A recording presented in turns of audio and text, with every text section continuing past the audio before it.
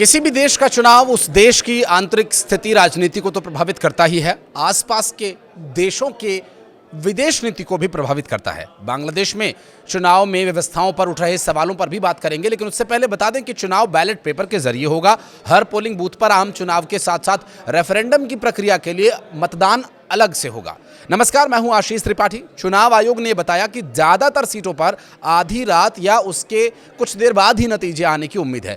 शुक्रवार सुबह तक सभी 299 सीटों के नतीजे आ जाएंगे। बांग्लादेश में हिंसा और तनाव की स्थिति को देखते हुए 10 लाख सुरक्षा कर्मचारियों की तैनाती की गई है। 12 करोड़ 50 लाख की आबादी वाले इस देश के चुनाव का इंतजार पिछले 18 महीनों से हो रहा था।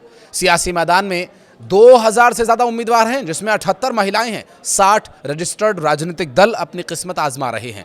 जो मुख्य मुकाबला है वो जमात इस्लामी और बांग्लादेशी नेशनलिस्ट पार्टी के बीच है। हालांकि बांग्लादेश में ये पहला चुनाव है जब लंबे समय तक शासन कर चुकी अवामी लीग इस चुनाव में हिस्सा लेने के लिए प्रतिबंधित है।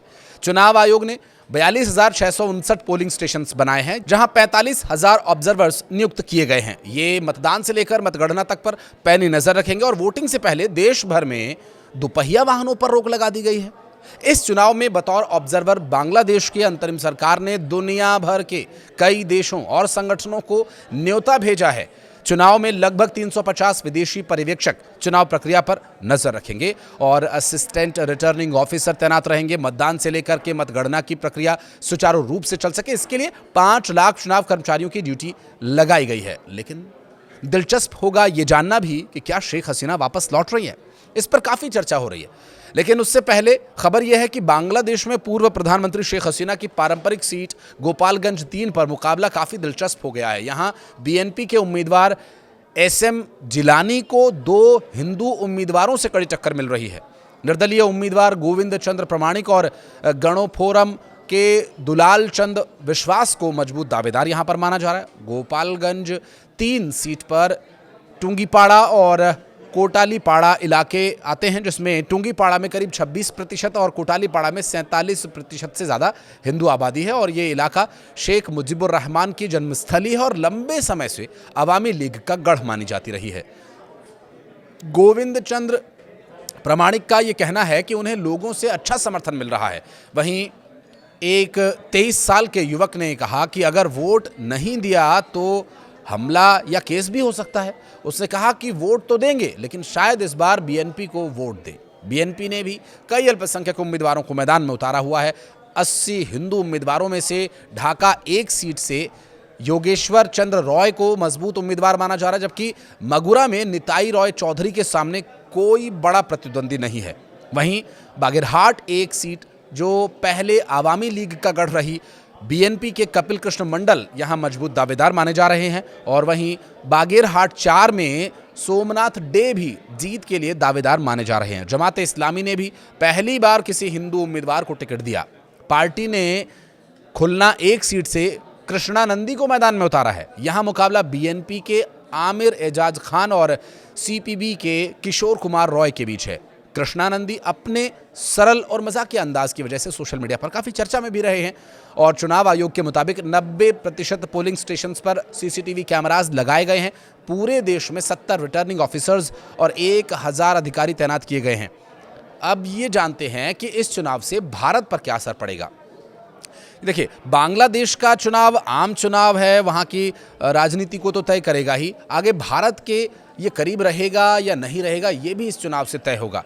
ये भारत के करीब रहेगा या पाकिस्तान या चाइना की तरफ झुकेगा। दरअसल इससे साउथ एशिया का पावर बैलेंस बदल सकता है।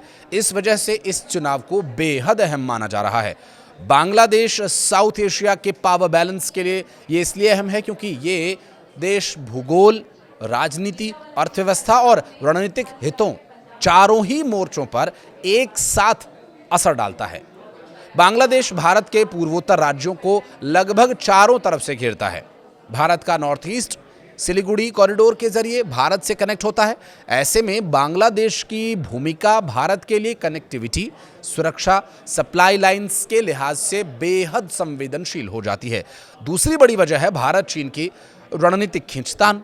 चाइना पिछले कुछ सालों में बांग्लादेश में बंदरगाह, सड़क, बिजली और इंफ्रास्ट्रक्चर में भारी निवेश कर चुका है। बांग्लादेश अगर चीन के ज़्यादा करीब जाता है तो ये भारत के लिए सीधा रणनीतिक झटका होता है।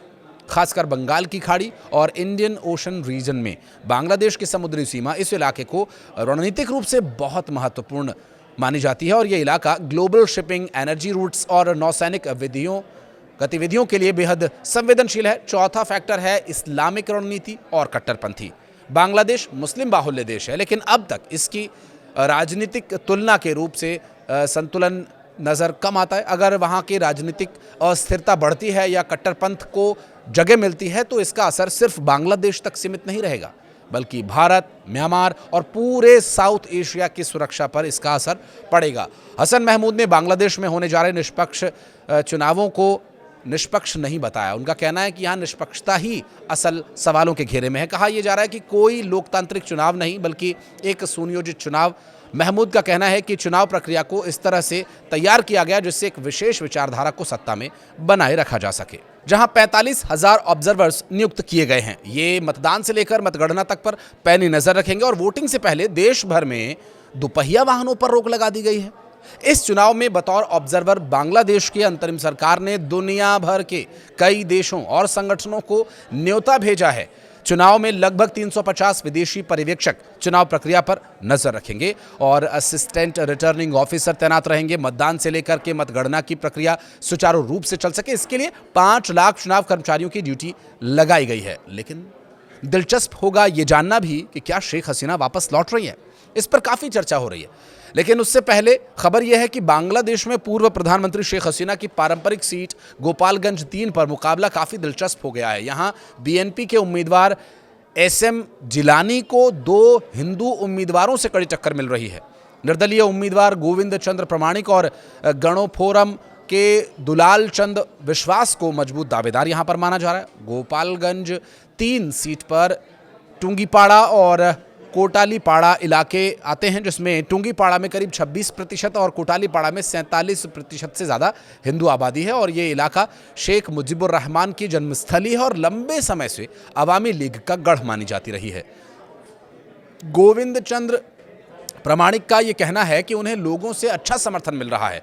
वहीं एक 23 साल के युवक ने कहा कि अगर वोट नहीं दिया तो हमला या केस भी हो सकता है। उसने कहा कि वोट तो देंगे लेकिन शायद इस बार बीएनपी को वोट दे। बीएनपी ने भी कई अल्पसंख्यक उम्मीदवारों को मैदान में उतारा हुआ है।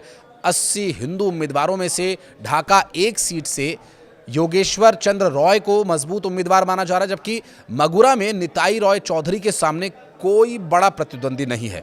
वहीं बागेरहाट 1 सीट जो पहले आवामी लीग का गढ़ रही, बीएनपी के कपिल कृष्ण मंडल यहां मजबूत दावेदार माने जा रहे हैं और वहीं बागेरहाट 4 में सोमनाथ डे भी जीत के लिए दावेदार माने जा रहे हैं।